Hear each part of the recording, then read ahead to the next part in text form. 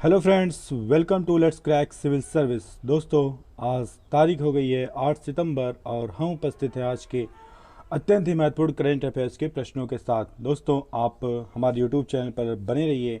हम आपको प्रत्येक प्रश्न का एनालिसिस करके, व्याख्या करके सभी प्रश्नों को अच्छी तरीके से समझाएंगे, ताकि अगर आप कोई प्रश्न तैयार करते हैं तो उसके इर्द गिर्द अगर कोई अन्य प्रश्न भी पूछा जाता है तो आप उसे आसानी से हल कर सकेंगे। तो दोस्तों, चलिए शुरू करते हैं आज के इस करंट अफेयर्स के सेट का पहला प्रश्न। हमारा आज का पहला प्रश्न है कि हाल ही में किस यान द्वारा भेजे चित्र से चंद्रमा की सतह पर जंग होने का पता चला है। हमें बताना है कि किस यान द्वारा भेजे चित्र से चंद्रमा की सतह पर जंग होने का पता चला है। हमारे ऑप्शन है चंद्रयान 1, चंद्रयान 2, आदित्य एल या फिर मून मिशन। तुम्हारा सही उत्तर होगा दोस्तों ऑप्शन ए, यानी कि चंद्रयान 1। चंद्रयान 1 द्वारा भेजे गए चित्र से चंद्रमा की सतह पर या चंद्रमा की ध्रुव पर जंग होने का पता चला है। आइए अब इस प्रश्न की व्याख्या देखते हैं, इसका एनालिसिस करते हैं। चंद्रमा 1 द्वारा भेजे गए चित्रों में चंद्रमा के ध्रुवों पर जंग के अवशेष दिखाई पड़े हैं, जिसके आधार पर नासा के वैज्ञानिकों ने अनुमान लगाया है कि चंद्रमा पर लौह पदार्थों में जंग लगने में पृथ्वी का अपना वातावरण सहायता कर रहा है। चंद्रयान 1 भारत का प्रथम चंद्र मिशन है, जिसे 22 अक्टूबर 2008 को भेजा गया था। तो हमारा सही उत्तर ऑप्शन है, यानी कि चंद्रयान 1। आइए अब अगला प्रश्न देखते हैं, क्वेश्चन नंबर 2 कि हाल में जारी ease of doing business 2019 ease of doing business 2019 में की रैंकिंग में शीर्ष स्थान प्राप्त किया है। हमें बताना है किस राज्य ने ईज ऑफ डूइंग बिजनेस 2019 में पहला स्थान प्राप्त किया है। हमारे ऑप्शन है उत्तर प्रदेश, गुजरात, आंध्र प्रदेश या फिर मध्य प्रदेश। तो ईज ऑफ डूइंग बिजनेस 2019 में आंध्र प्रदेश ने पहला स्थान प्राप्त किया, इसलिए हमारा सही उत्तर है ऑप्शन सी। उत्तर प्रदेश दूसरे स्थान पर है इस बार। तो हमारा सही उत्तर ऑप्शन सी, आंध्र प्रदेश। आइए अब इस प्रश्न की व्याख्या देखते हैं। Ease of doing business 2019 ranking के मामले में आंध्र प्रदेश अपनी स्थिति बरकरार रखते हुए पहले स्थान पर है। इस सूची में आंध्र प्रदेश पूरे देश में पहले स्थान पर रहा, जबकि उत्तर प्रदेश दूसरे, तेलंगाना तीसरे, मध्य प्रदेश को चौथा स्थान प्राप्त हुआ। इस सूची में झारखंड को 5वां, छत्तीसगढ़ को 6वां, हिमाचल प्रदेश को 7वां और राजस्थान को 8वां, पश्चिम बंगाल को 9वां और गुजरात को 10वां स्थान प्राप्त हुआ। आइए अब अगला प्रश्न देखते हैं, क्वेश्चन नंबर 3 कि प्रथम अंतर्राष्ट्रीय स्वच्छ वायु दिवस कब मनाया गया। हमारा प्रश्न है कि प्रथम अंतर्राष्ट्रीय स्वच्छ वायु दिवस कब मनाया गया। यह पहली बार मनाया गया है। हमारे ऑप्शन है 1 सितंबर, 7 सितंबर, 31 अगस्त या फिर 20 अगस्त। तो प्रथम अंतर्राष्ट्रीय स्वच्छ वायु दिवस मनाया गया है पहली बार 7 सितंबर को। तो हमारा सही उत्तर है ऑप्शन बी, 7 सितंबर। अब इस प्रश्न की व्याख्या देखते हैं।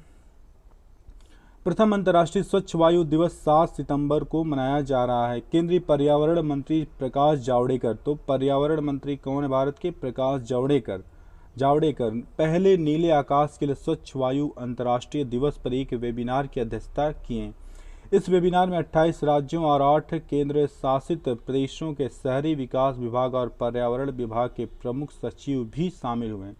संयुक्त राष्ट्र महासभा ने 19 दिसंबर 2019 को एक प्रस्ताव पारित कर 2020 से प्रत्येक वर्ष 7 सितंबर को नीले आकाश के लिए स्वच्छ वायु अंतर्राष्ट्रीय दिवस के तौर पर मनाने का फैसला किया था। तो 2019 में ही संयुक्त राष्ट्र महासभा ने 7 सितंबर को नीले आकाश के लिए स्वच्छ वायु अंतर्राष्ट्रीय दिवस के तौर पर मनाने का फैसला किया था। तो हमारा सही उत्तर है 7 सितंबर।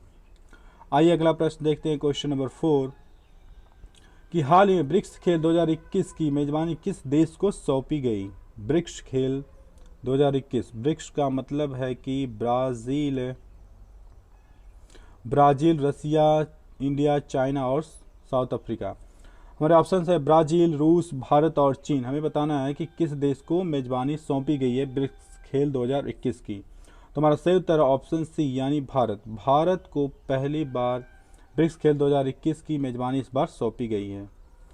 आइए अब अगला प्रश्न देखते हैं, इसकी व्याख्या देखते हैं दोस्तों। पहले ब्रिक्स खेल 2021 की मेजबानी भारत को सौंपी गई है। केंद्रीय खेल मंत्री किरण रिजिजू ने कहा कि ब्रिक्स देशों ब्राजील, रूस, भारत, चीन और दक्षिण अफ्रीका के खेल मंत्रियों ने वीडियो कॉन्फ्रेंस के माध्यम से कोविड-19 के इस दौर में खेल और आगे के रास्ते के प्रभावों का आकलन किया। तो भारत के ब्रिक्स खेलों की मेजबानी सौंपी गई है। हमारा अगला प्रश्न है क्वेश्चन नंबर 5, भारतीय रिजर्व बैंक यानी कि आरबीआई ने किसको प्रबंध निदेशक यानी एमडी और मुख्य कार्यकारी अधिकारी बनाए जाने की अपनी मंजूरी दे दी है? बनाए जाने को अपनी मंजूरी दे दी है। हमारे ऑप्शन है मुरली रामकृष्णन, विमल आचार्य, शक्तिकांत दास या फिर विमल जालान। तो किसे भारतीय रिजर्व बैंक का मुख्य कार्यकारी अधिकारी बनाया जाएगा? तो यह है मुरली रामकृष्णन। मुरली रामकृष्णन को आरबीआई का मुख्य कार्यकारी अधिकारी और प्रबंध निदेशक बनाए जाने का फैसला किया गया। तो हमारा सही उत्तर ऑप्शन ए। अब इस प्रश्न की व्याख्या देखते हैं। भारतीय रिजर्व बैंक ने मुरली रामकृष्णन को बैंक का प्रबंध निदेशक, एमडी और मुख्य कार्यकारी अधिकारी बनाए जाने की अपनी मंजूरी दे दी है। आरबीआई ने 1 अक्टूबर 2020 से 3 साल के लिए बैंक के प्रबंध निदेशक और सीईओ के रूप में मुरली रामकृष्णन की नियुक्ति को मंजूरी दे दी है। अब अगला प्रश्न देखते हैं क्वेश्चन नंबर 6, बजाज अलियांज ने किस अभिनेता को अपना नया ब्रांड एम्बेसडर नियुक्त किया है? हमारे ऑप्शन है शाहरुख खान, रणबीर कपूर, आयुष्मान खुराना या फिर रणवीर सिंह। तो बजाज अलियांज ने अपना ब्रांड एम्बेसडर आयुष्मान खुराना को नियुक्त किया है, इसलिए सही उत्तर ऑप्शन सी। इस प्रश्न की व्याख्या देखते हैं दोस्तों। जीवन बीमा कंपनी बजाज अलियांज ने अभिनेता आयुष्मान खुराना को अपना नया ब्रांड एम्बेसडर नियुक्त किया है। आयुष्मान जीवन बीमाकर्ता के ब्रांड एम्बेसडर के रूप में इसके उत्पादों के साथ साथ Bajaj Allianz life insurance company limited की डिजिटल सेवाओं का प्रचार करेंगे। आइए अब अगला प्रश्न देखते हैं क्वेश्चन नंबर 7, तमिलनाडु के जिस जिले को राज्य का पूरी तरह डिजिटल अर्थव्यवस्था वाला पहला जिला घोषित किया गया है? तो तमिलनाडु के किस जिले को पूरी तरह से डिजिटल अर्थव्यवस्था वाला पहला जिला घोषित किया गया है? हमारा ऑप्शन है विरुधनगर, मद्रास, नवेली या फिर तंजावुर। तो तमिलनाडु के जिस जिलों को डिजिटल अर्थव्यवस्था वाला पहला जिला घोषित किया गया है वह है विरुधनगर। तो हमारा सही उत्तर ऑप्शन ए, विरुधनगर। आइए अब इस प्रश्न की व्याख्या देखते हैं। केंद्र सरकार ने तमिलनाडु के विरुधनगर जिले को राज्य का पूरी तरह डिजिटल अर्थव्यवस्था वाला पहला जिला घोषित किया है। यहाँ बड़ी संख्या में लघु और मध्यम उद्यम, विशेषकर आतिशबाजी और संबंधित क्षेत्र के उद्यम हैं। यहाँ स्थापित सभी औद्योगिक इकाइयाँ और व्यावसायिक प्रतिष्ठान नकदी रहित लेन देन के विभिन्न तरीकों का इस्तेमाल कर रहे हैं। इनमें एटीएम, डेबिट कार्ड का व्यापक इस्तेमाल, इंटरनेट बैंकिंग और क्यूआर कोड का इस्तेमाल शामिल है। तो सही उत्तर है विरुधनगर। आइए अब अगला प्रश्न देखते हैं क्वेश्चन नंबर 8, कि हाल ही में किस देश में खुदाई के दौरान 200 प्राचीन कंकाल मिले हैं? तो हाल ही में कहाँ पर खुदाई की गई और वहाँ पर 200 प्राचीन कंकाल मिले? हमारे ऑप्शन दक्षिण अफ्रीका, पराग्वे, मैक्सिको या फिर ईरान। तो दोस्तों हमारा सही उत्तर है ऑप्शन सी, यानी कि मैक्सिको। मैक्सिको में खुदाई के दौरान 200 प्राचीन कंकाल मिले हैं। आइए अब इस प्रश्न की व्याख्या देखते हैं। मैक्सिको में एक हवाई अड्डे के निर्माण के स्थल पर खुदाई के दौरान 200 प्राचीन कंकाल मिले हैं। इन कंकाल और हड्डियों को लेकर बताया गया है कि यह दुनिया के विशाल स्तनधारी जीवों के हैं जो अब इस दुनिया में कहीं भी मौजूद नहीं हैं। ये मानव कंकाल उन जीवों के हैं जो कि लुप्त हो चुके हैं या विलुप्त हो चुके हैं। आइए अब इस प्रश्न की अगला प्रश्न देखते हैं क्वेश्चन नंबर 9, कि हाल में किस भारतीय संस्थान ने मानव रहित स्क्रैम जेट का हाइपरसोनिक स्पीड फ्लाइट का सफल परीक्षण किया? हमारे ऑप्शन है डीआरडीओ, इसरो, एचएएल या इनमें से कोई नहीं। तो यह सफल परीक्षण किया गया डीआरडीओ द्वारा, defence research and development organisation, इसलिए हमारा सही उत्तर है ऑप्शन ए। आइए अब इस प्रश्न की व्याख्या देखते हैं। रक्षा अनुसंधान और विकास संगठन डीआरडीओ ने ओडिशा तट के पास डॉक्टर अब्दुल कलाम द्वीप से मानव रहित स्क्रैम जेट का हाइपरसोनिक स्पीड फ्लाइट का सफल परीक्षण किया। डीआरडीओ ने स्क्रैमजेट प्रपल्सन सिस्टम के इस्तेमाल से hypersonic technology demonstrator vehicle HSTDV की टेस्टिंग की। HSTDV का भविष्य में न केवल हाइपरसोनिक क्रूज मिसाइल बनाने में इस्तेमाल होगा, बल्कि इसकी मदद से काफ़ी कम खर्चे में सैटेलाइट लॉन्चिंग की जा सकेगी। हाइपरसोनिक और लंबी दूरी क्रूज मिसाइलों के लिए यान के तौर पर इस्तेमाल किया जाएगा। इस टेक्नोलॉजी का इस्तेमाल हाइपरसोनिक और लंबी दूरी की क्रूज मिसाइलों के यान के तौर पर इस्तेमाल किया जाएगा। तो इसका सफल परीक्षण किया गया DRDO द्वारा। आइए अब अगला प्रश्न देखते हैं, क्वेश्चन नंबर 10 कि हाल ही में रक्षा मंत्री राजनाथ सिंह ने अपने चीनी समकक्ष यानी चीनी रक्षा मंत्री जनरल वेई फेंगे के साथ बैठक की, तो वह किस स्थान पर यह बैठक हुई? हमारा ऑप्शन है दिल्ली, बीजिंग, मॉस्को या फिर ममल्लपुरम। तो सही उत्तर है दोस्तों ऑप्शन सी, मॉस्को में रक्षा मंत्री राजनाथ सिंह ने चीनी रक्षा मंत्री जनरल वेई फेंगे के साथ बैठक की। आइए अब इस प्रश्न की व्याख्या देखते हैं। केंद्रीय रक्षा मंत्री राजनाथ सिंह ने मॉस्को, रूस में संघाई सहयोग संगठन की बैठक के दौरान चीन रक्षा मंत्री जनरल वेई फेंगे से मुलाकात की। यह बैठक मई 2020 में शुरू हुए भारत चीन सीमा गतिरोध के बाद से उच्चतम स्तर की द्विपक्षीय वार्ता का प्रतीक है।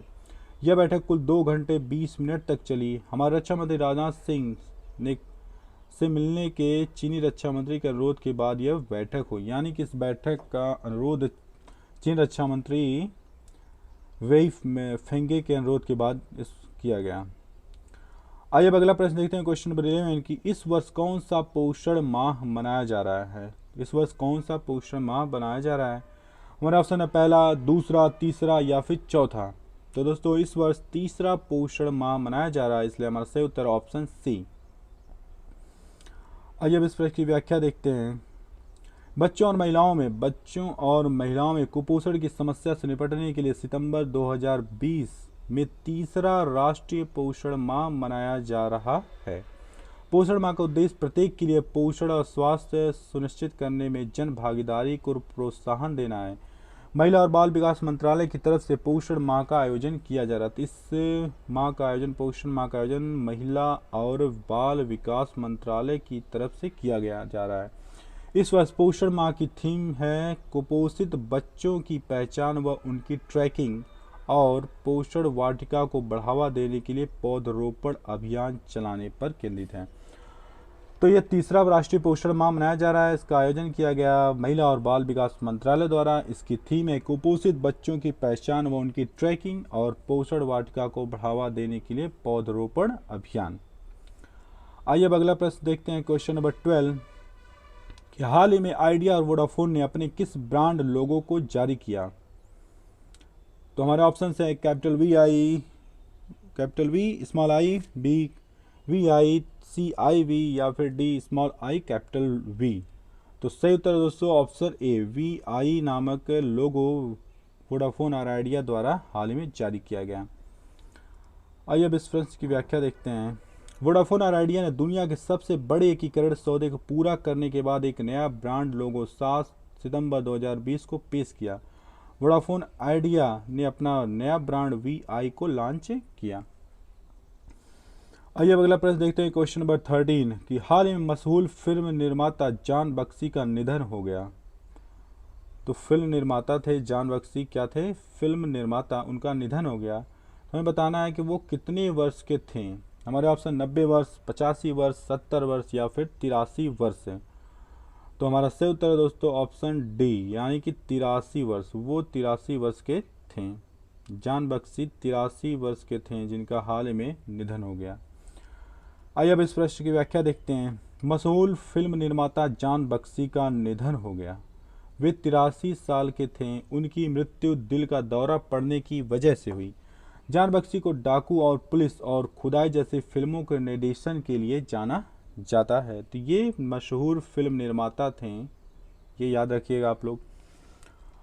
आइए अब अगला प्रश्न देखते हैं, क्वेश्चन नंबर 14 कि हाल में PUBG पर प्रतिबंध लगने के बाद किस भारतीय अभिनेता ने फौजी गेम का ऐलान किया? तो पबजी पर हाल ही में भारतीय सरकार ने प्रतिबंध लगा दिया, तो किस भारतीय अभिनेता ने नया गेम फौजी का ऐलान किया? हमारा ऑप्शन ऋतिक रोशन, अक्षय कुमार, रणबीर कपूर या फिर अमिताभ बच्चन। तो इसे लॉन्च करने का ऐलान किया गया, बनाए जाने का अक्षय कुमार द्वारा, इसलिए हमारा सही उत्तर ऑप्शन बी अक्षय कुमार। आइए अब इस प्रश्न की व्याख्या देखते हैं कि पबजी मोबाइल के बैन के बाद बॉलीवुड एक्टर अक्षय कुमार ने एक नया भारतीय गेमिंग ऐप का ऐलान कर दिया जिसका नाम